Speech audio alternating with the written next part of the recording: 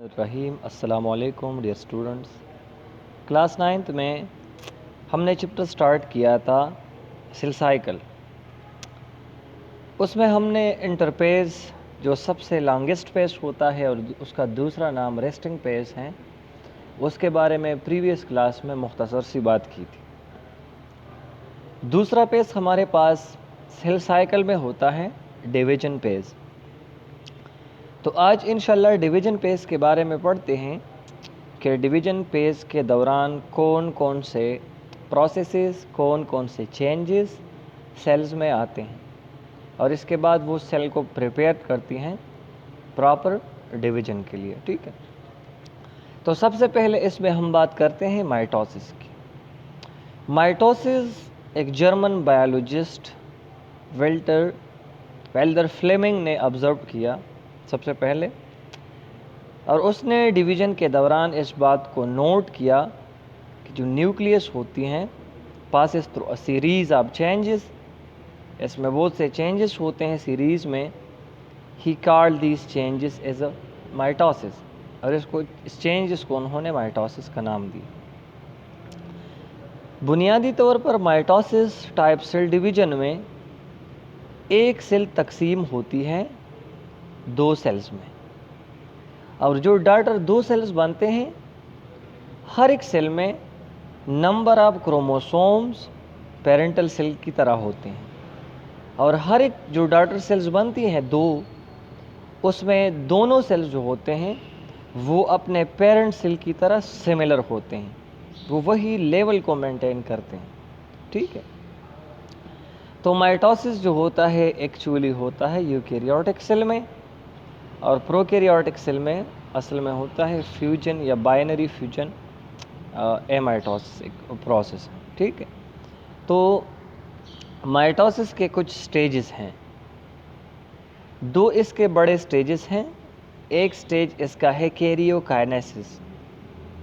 Karyokinesis is actually the division of nucleus, और दूसरा है cytokinesis, the division of cytoplasm. जो सेल के दो बड़े पार्ट्स हैं, न्यूक्लियस एंड साइटोप्लाज्म, दो एरिया है, तो एक के डिवीजन को कैरियोकाइनेसिस और साइटोप्लाज्म के डिवीजन को साइटोकाइनेसिस कहा जाता है। ये माइटोसिस के दो बड़े स्टेजेस हैं। कैरियोकाइनेसिस जो है mean that the division of nucleus जो हैं, इसको फर्दर डिवाइड किया गया है 4 सब पेजेस में या 4 पेजेस में। उसमें सबसे पहले पेज हैं प्रोपेज, दूसरा है मेटापेज, तीसरा है anaphase, and the last one is telophase. ये चार जो हैं ये कैरियोकाइनेसिस के पेजेस हैं। ये प्रोपेज जो है इसको तकसीम किया गया है दो स्टेजेस में। एक हम कहलाता है अर्ली प्रोपेज और दूसरा हम कहलाता है लेट प्रोपेज। तो अर्ली प्रोपेज में कुछ अलग टाइप के चेंजेस होते हैं और लेट प्रोपेज में कुछ अलग टाइप के चेंजेस होते हैं। जिस तरह के अर्ली प्रोपेज में chromatin threads condense, coiled and shorten to become chromosomes. सबसे पहले हमारे पास एक सेल के न्यूक्लियस में क्रोमेटिन होता है या क्रोमेटिन नेटवर्क होता है, पर जब वो प्रोपेज अर्ली प्रोपेज के स्टेज पर आती हैं तो वही क्रोमेटिन नेटवर्क कंडेंस हो जाता है, थ्रेड लाइक स्ट्रक्चर में कन्वर्ट हो जाता है, कॉइल हो जाता है, और क्या बनाते हैं क्रोमोसोम्स को। Each chromosomes is made up of 2 sister chromatids attached to a centromere. अब हर एक क्रोमोसोम्स जो हैं इसके 2 सिस्टर क्रोमैटिड्स होते हैं, और वही 2 सिस्टर क्रोमैटिड्स एक दूसरे के साथ जिस पॉइंट पर अटैच होते हैं वही पॉइंट सेंट्रोमेयर कहलाता है। जिस तरह अगर ये हमारे पास एक सिस्टर क्रोमैटिड है, दूसरा हमारे पास ये सिस्टर क्रोमैटिड है, तो ये पॉइंट इसका सेंट्रोमेयर है जिस पर एक दूसरे के साथ ये क्रोमोसोम्स अटैच हैं। तो क्रोमोसोम्स अब आपको माइक्रोस्कोप के अंडर विजिबल होंगे। इससे पहले आप क्रोमोसोम को इस कंडीशन में नहीं देख सकते, बल्कि आप क्रोमोसोम को क्रोमेटिन नेटवर्क के फॉर्म में देख सकते हैं। ठीक है, तो ये तमाम बातें होती हैं प्रोपेज के अर्ली स्टेजेस में या अर्ली प्रोपेज में।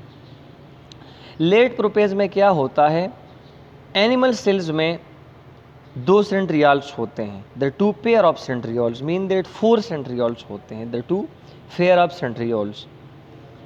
इसके बाद they make a network of spindle fibre. अब वो स्पिंडल फाइबर बनाते हैं। सबसे पहले तो वो अपोजिट पोल पर जाते हैं और फिर इसके बाद वो स्पिंडल फाइबर बनाते हैं। The complete set of spindle fibre is called mitotic apparatus. अब जो कंप्लीट सेट इसका बनता है वो माइटोटिक ऑपरेटस कहलाता है स्पिंडल फाइबर का। इन स्पिंडल स्पार्म by the aggregation of spindle fiber present in cytoplasms. ये जो माइटोटिक स्पिंडल्स बन जाते हैं ये असल में स्पिंडल फाइबर जो ऑलरेडी साइटोप्लाज्म में मौजूद होते हैं इसकी एग्रीगेशन की वजह से होती है। Is a part of the changes of prophase the nucleolus disappear and the nuclear envelope breaks down. जो न्यूक्लियोलस था मीन दैट एग्जैक्टली जहाँ पर डीएनए न्यूक्लियस में मौजूद था वो डिसअपीयर हुआ और न्यूक्लियस के इर्द गिर्द जो मेम्ब्रेन था वो ब्रेकअप इसकी हुई, वो ख़त्म हुआ और असल में स्पिंडल फाइबर अपोजिट फोल पर चले गए सेंट्रियोल्स और उन्होंने स्पिंडल फाइबर फॉर्मेशन की। यहाँ पर जो ब्लू कलर नज़र आता है ये सेंट्रियोल है और ये सेंट्रियोल है। तो अब ये अपोजिट डायरेक्शन पर चले जाते हैं, ये दोनों मौजूद होते हैं यहाँ पर। तो एक इसी डायरेक्शन में आता है, दूसरा उस डायरेक्शन में आता है और सेल के अपोजिट फोल पर जाते हैं। बाद में ये जो दागानुमा स्ट्रक्चर बनाते हैं इस तरह, ये स्पिंडल फाइबर कहलाता है और इसका कंप्लीट सेल कहलाता है माइटोटिक ऑपरेटस। तो ये तमाम बातें थी प्रोपेज में, अर्ली प्रोपेज और लेट प्रोपेज की। अब आते हैं मेटापेज की तरफ। मेटापेज में क्या होता है, some spindle fiber attach with chromosomes. अब कुछ स्पिंडल फाइबर क्रोमोसोम्स के साथ अटैच हो जाते हैं। 2 spindle fibre from both side attach with 1 chromosomes. और हर एक साइड से 2 स्पिंडल फाइबर एक क्रोमोसोम्स के साथ अटैच होते हैं। The chromosomes attach with spindle fibre arrange themselves at the equator of the cells. Cell के इक्वेटर में यही क्रोमोसोम्स एक फ्लेट बनाते हैं जो मेटापेज प्लेट कहलाता है। यहाँ पर अगर आप ऑब्ज़र्व कर ले तो यहाँ पर ये इन्होंने मेटापेज प्लेट बनाया है क्रोमोसोम्स ने, ये ठीक है, दिस इज कॉल्ड मेटापेज प्लेट। तीसरे नंबर पर हमारे पास स्टेज आता है कैरियोकाइनेसिस में एनापेज का। एनापेज में कौन से चेंजेस होते हैं, the centromere of each chromosome split. हर एक क्रोमोसोम का सेंट्रोमियर स्प्लिट हो जाता है, ख़त्म हो जाता है। तो जब क्रोमोसोम का सेंट्रोमियर स्प्लिट या ख़त्म हो जाता है तो इसके बाद अब क्या होगा, क्रोमोसोम एक दूसरे से सेपरेट हो जाता है। क्या हो जाते हैं, एक दूसरे से क्रोमोसोम्स सेपरेट हो जाते हैं और अब जो क्रोमेटिड्स फुल क्रोमेटिड अफार्ट और जो सिस्टर क्रोमेटिड थे 2 वो एक दूसरे से अफार्ट यानी दूर चले जाते हैं। ठीक है, यहाँ पर आप देख सकते हैं इस डायग्राम में, इस फिगर में कि क्रोमोसोम स्प्लिट, इसकी स्प्लिटिंग हुई है तो हाफ क्रोमोसोम एक सेंट्रियोल की तरफ फोल्ड किया जाता है और हाफ जो है लोअर की तरफ फोल्ड किया जाता है। Once the chromatid are separated they now are called daughter chromosome. जब ये एक दूसरे से सेपरेट हो जाते हैं अब इसका दूसरा नाम क्या है, अब इसका दूसरा नाम डॉटर क्रोमोसोम्स है। ठीक है, इन अर्ली, अब बात एक एनापेज में अर्ली स्टेज है और एक इसमें लेट है। तो लेट में क्या होता है, in late anaphase the chromosome have almost reach their respective pole, the cell membrane began to move inward at the center। अब क्रोमोसोम की डिवीज़न हुई, मीन दैट कैरियोकाइनेसिस का अमल कंप्लीट हुआ। तो अब इसके बाद क्या होगा, इसके बाद अब साइटोप्लाज्म मीन दैट जो सेल मेम्ब्रेन या प्लाज्मा मेम्ब्रेन होता है अब वो सेंटर में फुलिंग करेगा ताकि साइटोप्लाज्म के डिवीज़न का अमल भी स्टार्ट कर सके। यहाँ पर टेलोपेज की तरफ आते हैं जो हमारे पास लास्ट स्टेज हैं। तो स्पिंडल फाइबर दोबारा ख़त्म हो जाते हैं जो बने थे यहाँ पर, न्यूक्लियर एनवलप जो है क्रोमोसोम्स के इर्द गिर्द वो बन जाता है, 2 डॉटर न्यूक्लियाई बन जाते हैं, ठीक है, with the same number of chromosome that were present in the parent cell. A nucleolus form and the chromosome uncoil to become a chromatin network.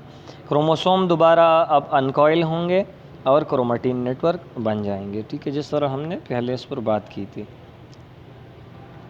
ये हमारे पास तमाम प्रोसेस था कैरियोकाइनेसिस का। एक न्यूक्लियस इतने स्टेजेस में तकसीम होती हैं। अब आते हैं साइटोकाइनेसिस की तरफ।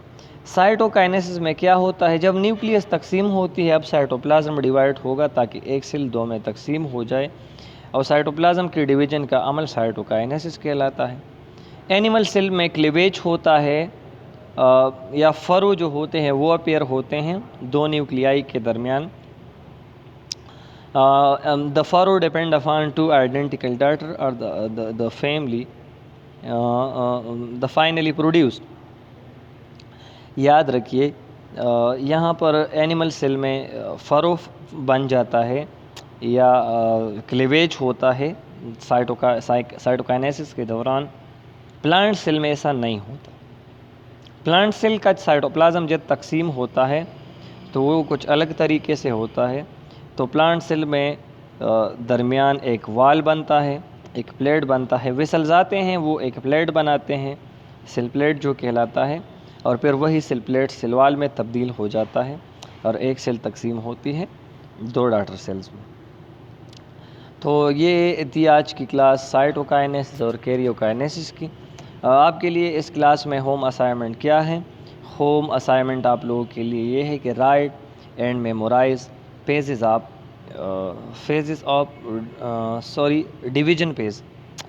एक जो एंटर पेज था, एक डिवीजन पेज है। तो डिवीजन पेज में एक कैरियोकाइनेसिस है, एक साइटोकाइनेसिस है, जो अभी हमने रिसेंटली एक्सप्लेन किए।